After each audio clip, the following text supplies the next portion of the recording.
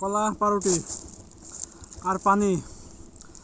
Welcome back to my another video. প্রিয় বন্ধুরা, আজকেও পদ্মার মূল নদীতে যাচ্ছি জীবিকার তাগিদে মাছ ধরতে। আজকে একাই যাইতেছি, প্রায় 2 ঘন্টা লাগবে পদ্মার মূল নদীতে যেতে চরপাড়ি দিয়ে। তো বন্ধুরা সঙ্গে থাকুন, কন্টিনিউ করতে যাইতে দেখতে পাইলাম এই সাইডে অনেক রোদ্রের চাপে আমাদের দেখুন বাদামের অবস্থা।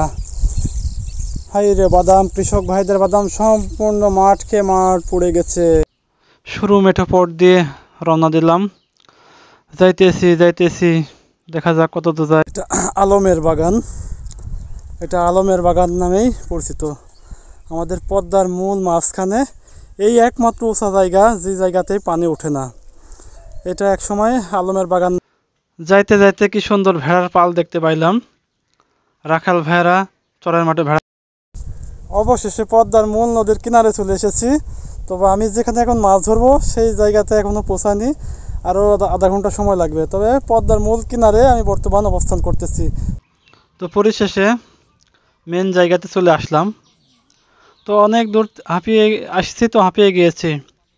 তার সঙ্গে পানি নিয়ে আসছিলাম, একটু পানি খেয়ে নিই। অনেক ক্লান্ত হয়ে গেছি, কারণ চরের মাঠে হাঁটা তো, তাই পানি খাওয়া হলো।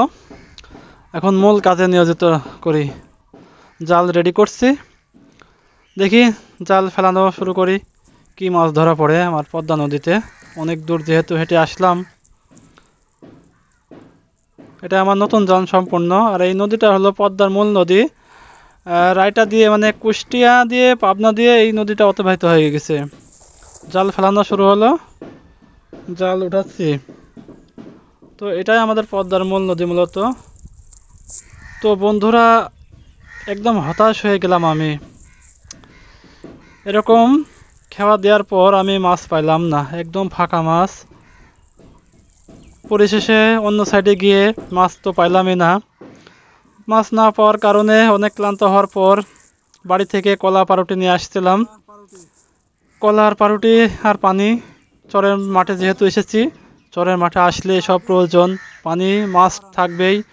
সঙ্গে কলা আর পাউরুটি নিয়ে আসছি। মাছ তো হলো না প্রিয় বন্ধুরা, তবে মাছ যেহেতু হলো না তো পেটে তো খাওয়া লাগবে, তাই খাওয়া দাওয়ার আগে করে নিই। কলা আর পাউরুটি নিয়ে আসছি, এটা খেয়ে নিই। তো অনেক দুঃখ ক্লান্ত ভারাক্রান্ত মন নিয়ে বন্ধুরা খাবারটা খাইলাম। অনেক আফসোস প্রিয় বন্ধুরা, পদ্মার মূল নদীতে এসে মাছ পাইলাম না।